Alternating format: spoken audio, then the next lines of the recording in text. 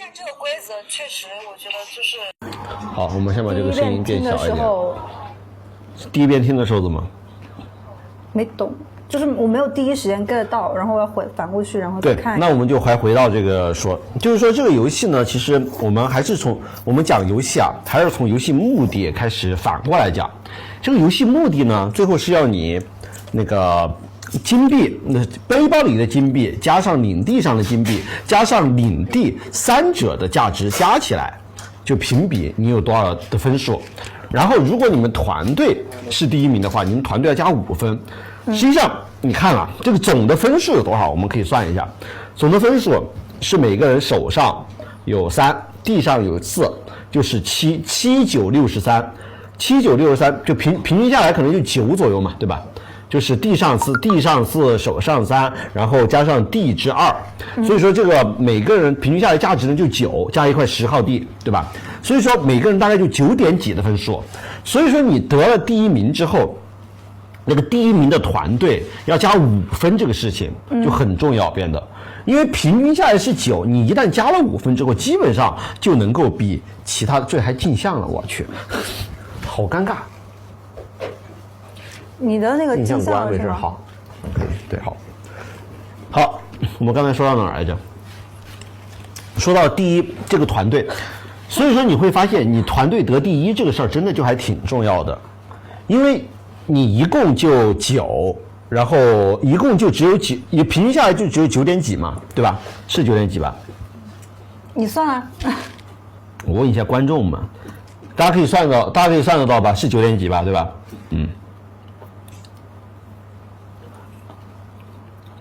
弹幕都在说啥呀？算了，不要理他了，不开弹幕嘛，不开弹幕。好，9点几，所以说你往左边是哪边？往这边是吧？这边。往这边。对。我们左这边一点。好。哦。我还要往那边走点吗？我把这个，因为它这个我这个相机是，你帮我转一下就可以。好，没事，我转。好。所以说这个就是你团队，其实你团队得第一，在这个里面应该是第一位的，就是团队是5分，第2名几分？第2名加2分，第1名是加5分，第3名不加分。对，第3名不加分。为什么大家说要关弹幕啊？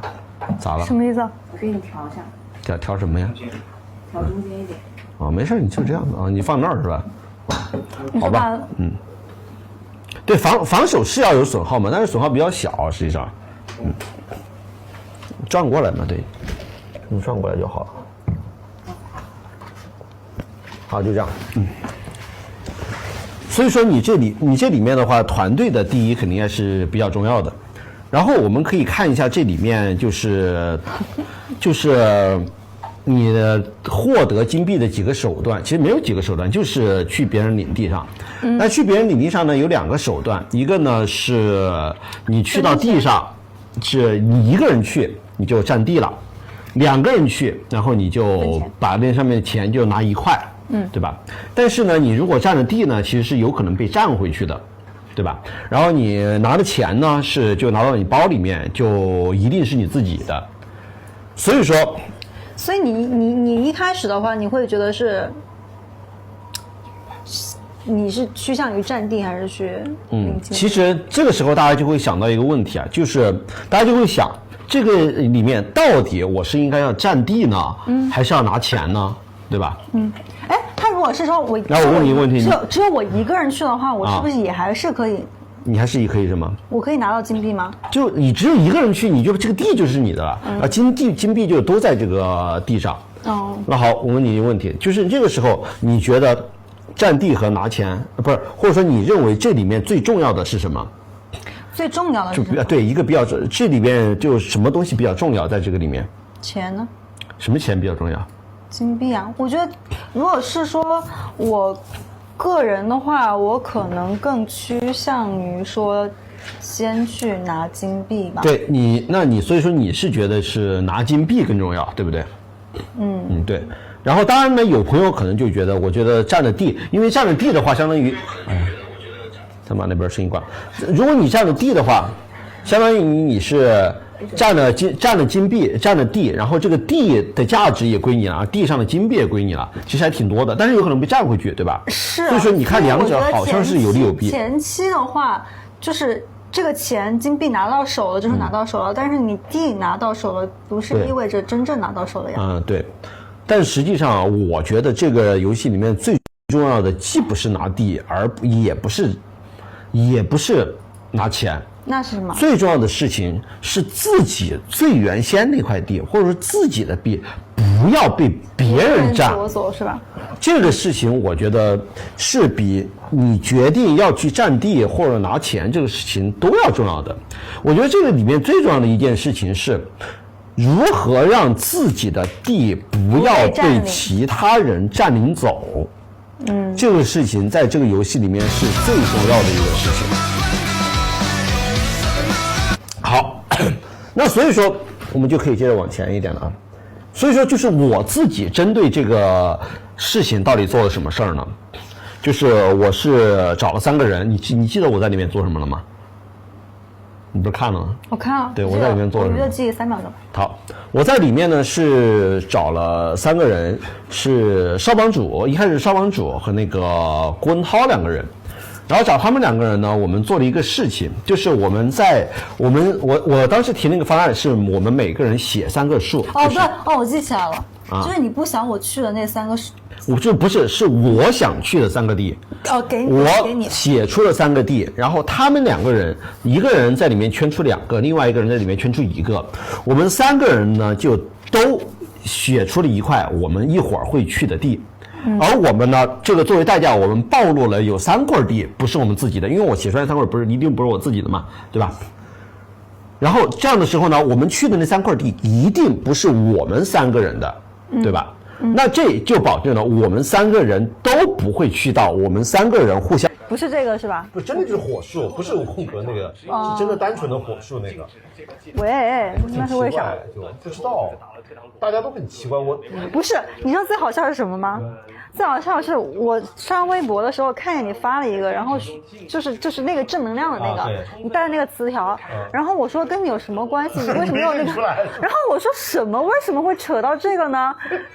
我第一反应我真没有反应过来。没有，但是那个事儿过后，第2天就莫名其妙上了一个单纯的，我也很奇怪。当时我看了我那天早上醒了之后，大概9、10点钟醒的吧，就看啥呀？为什么呀？这个。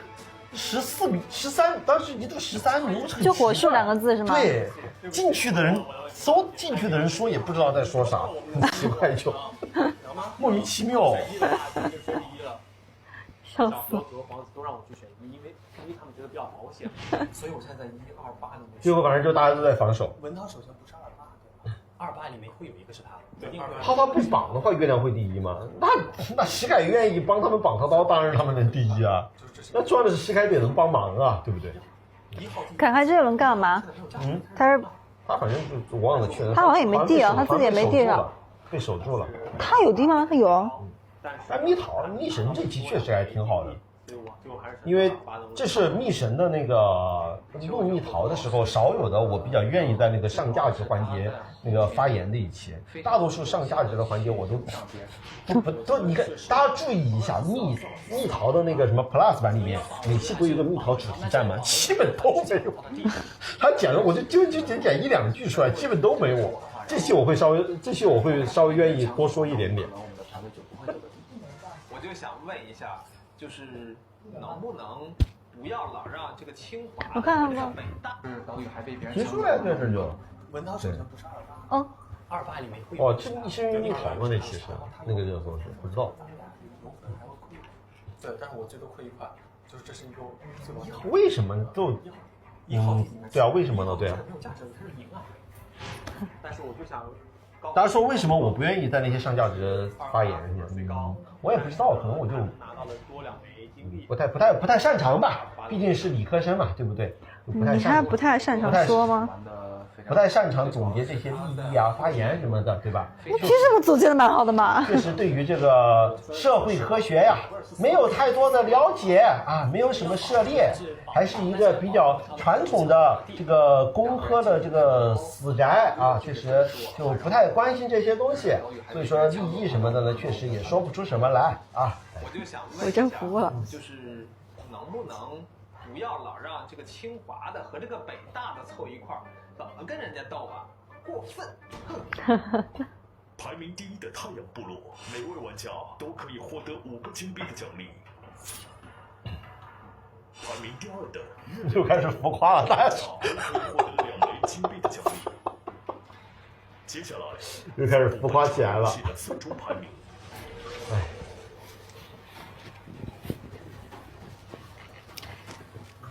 所以第2名谁啊？第2名小何嘛，小何因为拿了那个皇子的那个7号地。哦。4号玩家收获17枚金币，9枚私密徽章。我觉得我这场就是能获胜的主要关键是因为我刚开始可能建立了背包上有很多金币的优势以后，在第4轮以及第6轮就是非常有效的防守。这轮我选择付出2金币进行守护，我防守我的8号和9号，然后让我自己的岛屿有一个非常好的一个增值。我觉得这是几个可能比较关键的一个就是优势的角色。还有我觉得可能跟我之前的就是游戏状态相比，我这个人喜欢游戏其实还蛮认真的，挺认真的。积极也是这个。我觉得他每一个游戏其实都蛮积极的，都蛮积极的。有一次有一个游戏也是玩的，就是他会飞，我知道他开口就要骗我，他会非常非常认真的骗，但是那个别说之后的事儿，这是这个节目里的吗？还是别的地方的？就不管吧，就是我要说的是他那个表演状态，就是很认真的，很认真的，但是很明显的在骗人的一个状态。第1名的可能差1分，让人意犹未尽吧，只能说。因为可能很少我会跟他有那个，就是会有骗人的这一趴的交流，但他一骗人的话就很明显了。特别浮夸。如果说在第3轮结束之后，我们3个人的这个很方法派演技是吧？就是那种要骗你的时候，嘴角忍不住的那种认真，眼神里的认真和嘴角忍不住的那种目的达成之后的要上扬的那种状态，感觉。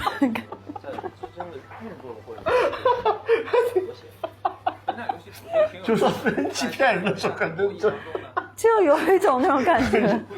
比我浮夸是吧？这样这一个。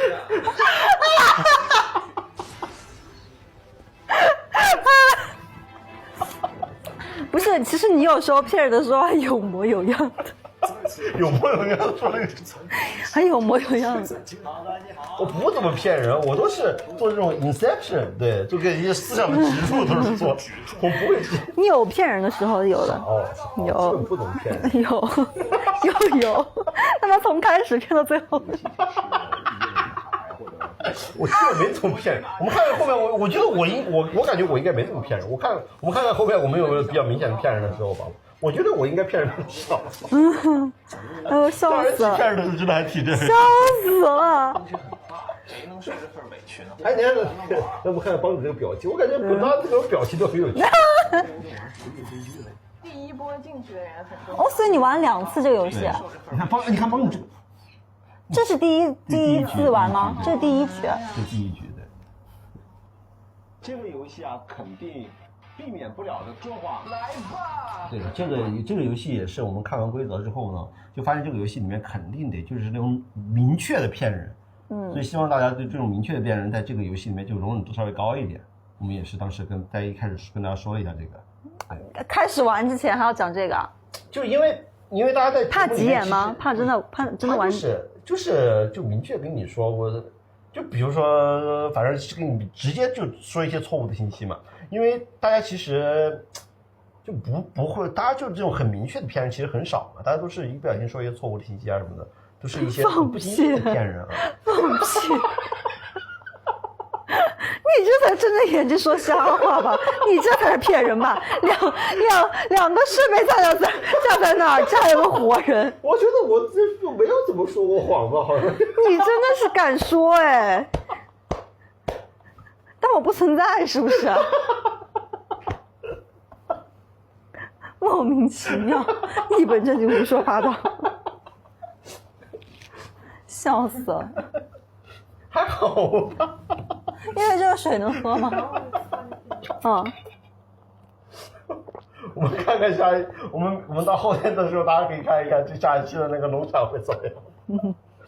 我不知道，我其实不太知道那一局具体的状况，因为我关注，因为那个游戏吧，就是每个人能够关注到的点其实很少，就大家都在自己的一小块那个什么去交流，就不会有一个全局的那种交流。它这个是不是出来之后只会告诉？现在不知道卡片消耗的量，不知道，现在不知道大家知不知道规则。反正下一期，当然是不知道规则。下一期反正好像我只说就整体的，没有太多这种就大范围的这个整体的交流，所以说我也不知道其他的情况，但是我们可以看一看吧。有人说从二姐一看就是受害者吗？真的吗？你受害了吗？我不知道呀，我们看一看吧，看一看罗雨彤在之后的节目里面会不会受害呢？对不对？会不会被火叔骗呢？但我是比较好，还蛮好骗的。我不知道会不会被骗？对，我真的不怎么说话，我可诚实啊，我整个人我。但其实我和你的合作还好，不知道，反正说不定罗雨彤，看看罗雨彤会不会被我骗吧？好吧，反正你看现在我们俩在这好好在这坐着说话吧，说不定到看我跟你讲，说不定要看某一期的时候，突然就开始翻脸了。跟你讲，我说你当时那种情况啊。我现在才知道啊！我跟你讲，我看了第一期节目的时候，我也才知道你从一开始在安排座位的时候就有想过坐我旁边。我这期跟你讲，你才知道，当时打麻将的时候就已经在这个铺垫了。所以我在边听你说这些话的时候，然后边听你在如何铺垫这些东西的时候，我其实那下子没有在这个游戏里面。所以你突然说，我那下子我那下子有个跳脱出来的现实生活中，我说。Damn， 说怎么好吓人啊！这么恐怖的吗？就是潜伏在身边，然后就很吓人，然后铺垫了很久。对啊，当时我们春游的时候，我就特意问了一下，说你们谁要去那个节目？当时我知道柯颖不去那个节目之后，我就不太跟他聊天。但你不是还是跟他讲？没有，我在游戏里面跟他聊了很多，然后后来游戏里面走的时候，我问柯颖你之后会去那个？我后来说不去，我说他妈白聊了。好现实啊！好现实啊！太现实了！今天白聊了这么一点，太现实了。然后发现是小吴和你要去，我说哎，早知道不跟柯颖坐旁边，早知道坐那边去了。我跟柯颖坐旁边就当时觉得你既然都来这儿玩了，说不定过几天会去。所以这几天正好我完全不了解他，因为我稍微知道你一点，我完全不了解柯颖，所以我说趁今天跟他多聊会儿，知道这人什么情况。后来，然后那天玩完之后吧，发现他不去这节目，太亏了，他们白聊，所以才气死我了，所以才那个拖着才决定要打麻将，拖着疲惫的身体也要跟我去玩。那天我已经很累了，然后所以就那得打麻将。那天真的是那天我很迫切想玩，对，我很想玩游戏。然后我就迫切在找人，对，然后就问火老师会不会，对，他说行，没事可以，他说行，他说行，不赢还不会输嘛，对不对？就是那去玩呗。我那还叫了个谁啊？反正都不是工作人员，2位工作人员，是你工作人员，还有另外一个朋友的工作人员，还有另外一个朋友的工作人员，你是忘了是吧？我记得小对，我就忘了那第4个人是谁。就是你工作人员啊，我工作人员，我就是说忘了小，我忘了小在。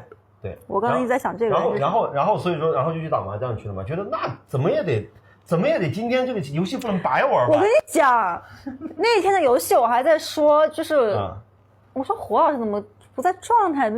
因为已经很累了，真的。他那天就是付出的最多的。对，我说这么聪明的是吧？那会儿这么聪明的火老师怎么会这么不在状态？我那天已经很累，而且主要精力在聊天上面。我要说不应该呀！我说火老师，我对你很失望。然后根本没有，然后没有想到他那天的算盘都要打的根本不在那个牌桌上。玩完这个游戏，然后直接开始录这节目的时候，突然发现不一样了，是吧？情况。原来如此。也没有演，我就是大概，哎，这个跟大家工作一样，你是不是得跟客户搞好关系，对不对？是不是得提前跟同事搞好关系？你说你比如说你这个你定了读哪个老师研究生，你是不是提前进实验室跟这个师兄师姐都要先要熟悉一下？这个。所以你就是觉得我会好说话？我不知道，我得先知道你好不好说话。就是你那天我们一起玩了桌游之后，你是觉得我是好说话？对，我稍微聊了一下，你就觉得我跟我是比较谈合作的。是，所以发现你就比较好合作，而且然后发现就是你对某一些东西的这么一个评价呢，比如说对这个牌的评价，对于这个血的评价，大概是一个什么情况？我想听一下，我在你的观念里面，我对这些东西的态度是什么样的？就是我知道你当时达成过一些什么交易，就是你3滴血买一张牌，还是卖3滴血卖一张牌，你好像可以卖。你觉得我就是一个？我觉得可以，哎，我觉得这个好，就找罗雨彤买。要死！对，就是得搞清楚嘛，就这叫什么？知己知彼，百战不殆嘛，对吧？凡是预则立，不预则废。你就得搞清为什么我在那个我知道要再录那个节目的时候，我就把那一期反复翻出来研究了很多遍。你说你之前录的那个是吗？就之前录那一期嘛，我就把每个人在每个时候面对每个情况的状态，比如说每个人在出现这个技能之后，这个人说了什么话。这个人说这个话意味着这个人对这个技能的评价是什么样的，然后就大概会有一个基础的了解嘛，对吧？就大概基础了解，他们会对每一个技能出来的时候做出什么样的决策？哪个人会比较关注哪个技能？对，就大概要知道一下嘛。你知道了这些之后，你才能够在游戏里面有一个比较有的放矢嘛。所以就是像火老师和我。只有2种不同的人在这个游戏里面，就是我是以一个游戏者的心态在玩，但是我也是游戏者，我怎么就不是游戏者？但是你是以一种竞技更强的那种心理在玩。那也是，那我们对待玩游戏的态度不一样。我玩游戏就会准备很多东西，我就愿意去，对，就卷嘛，那卷得卷。看得出来，我也确实不卷。对，其实你没那么卷，我比较卷，我帮主说嘛，我卷到第二天早上6点过嘛，也不是不知道。因为就是我们晚上有时候吃宵夜的时候，对，就大家可能你就是这几个人在这聊这个什么一些其他东西，就是可能打个比方聊些家长里短啊，然后说7里8里的八卦或者什么类似于之类的。但男生呢，这几个永远不是男生，可能就我和另外一个人，就是我和少帮主，你和少帮主呢，就是一直在聊游戏，有时候普爷也会在聊，就是聊得很认真，就是我们在吃东西吃半天了，对，就我们其他人在那吃东西吃半天了。罗雨彤的一个什么剧，就是类似于吧。少帮主，哎，那轮你是干什么了？那轮他是做那个时候已经凌晨了，友友们，那个时候已经凌晨了，就是你会发现吃东西这边会有一桌人在吃东西，然后那边会有人一部分人从桌子这儿已经挪到了沙发那儿，然后开始又继续在聊。但是我们想，不是已经录到了晚上，然后现在应该是那种回来该休息了吗？应该是那种 free time， 就是应该要好好休息一下。这边2个人还在那卷，还在那卷，还在那聊。然后有一天是我记得我走的时候已经很晚了啊。然后还在聊，我已经出了这个门，就已经大家往外走，然后出了门，然后帮主说一句：“哎，火烧要不要再聊？我们2个要不要再聊一会儿？”然后你聊了2小时，然后火就说：“哎，可以，我们再聊一会儿。”然后我当时我人已经出了这个门了，我就已经出了这个门，我说：“啊，还聊啊？已经凌晨2、3点了，友友们。”我说：“怎么这游戏是？”还没有盘完吗？怎么还有东西要盘的呀？就永远这个东西聊不完，你知道吗？太卷了。真的。然后这边就是第2天录制，然后可能就是火老师说吗？别不能说吧，第2天录制。就是反正就是说，就会说哦，那天晚上没有睡啊，对，睡了一会儿，就是基本上没有怎么休息，对，睡2个小时，啪又玩一天。几点就第2天录的，你几点钟睡的呀？6、7点钟睡。7点钟睡，对，9点钟起来化妆，就很卷，然后就是卷这个游戏应该要怎么玩？你看我这一期这一期节目特别明显，就我和上帮主后采的时候，整个人都已经不让说话。对，那个地方其实还是这样啊，对，就是这样。就是大家可能在游戏里面，因为就必须要很全神贯注。我录这个节目真的累，就你看录密神、录蜜桃的时候，当录到一半你觉得累了，你就坐旁边，自然又会有滚涛姐弟，自然会有魂涛在那解题，魂涛永远会在那解题，你会很放心的，你在旁边坐着，知道魂涛一定会在那解题，说会儿也没什么。当然有某一些玩家呀，对吧？录了4季一直没有参与过这个题。谁啊？那请问有谁？只有一位玩家，邵明明吧？明明，搞不清楚了吗？对啊，邵明明录了4季，一直不清楚题怎么回事就。人家你不是说没有解过题的好不好？也参与过，但是他主要状态就在干一些别的。明明他给大家，但是反正录蜜桃就是你想休息就可以休息，实际上是对不对？累了，这个节目不行，这个节目你休息20分钟你人没了。不是啊，泽里，对，真的录这个节目，你中间有20分钟，你稍微放空一下。你别说20分钟啦，你但凡多个5分钟、10分钟，你坐那不动，对你可能人就危险就是马上降临。对，小齐在那个什么录先导片的时候那一期的时候，好像中间是因为什么事出上厕所去了，厕所里，他上厕所回来说，哎，你们怎么所有人都知道身份了吗？都知道，就打不错了，现在就变，就你休息5分钟，真的马上跟不上全场节奏了，就已经，很吓人。这个节目，对啊，中间说要上厕所的时候尽量别去，PD 都说尽量别去，能不能中间，比如说哪一轮尽量不要去，尽量别去，真的不要去，一录就几个小时，所以这个节目真的很累，明显累于其他节目，好吧，好，大家那个什么，来，你这段说一下那段是不是？工作人员说，我们本来只准备从9点钟播到10点钟左右，差不多结束了。现在陪你们搞到了12点过，所以说，看在大家这么辛苦的份上，大家可以给文艺彤直播间点一波关注啊。我直播间无所谓，没关系，反正我直播也少啊。直播间人都过来了。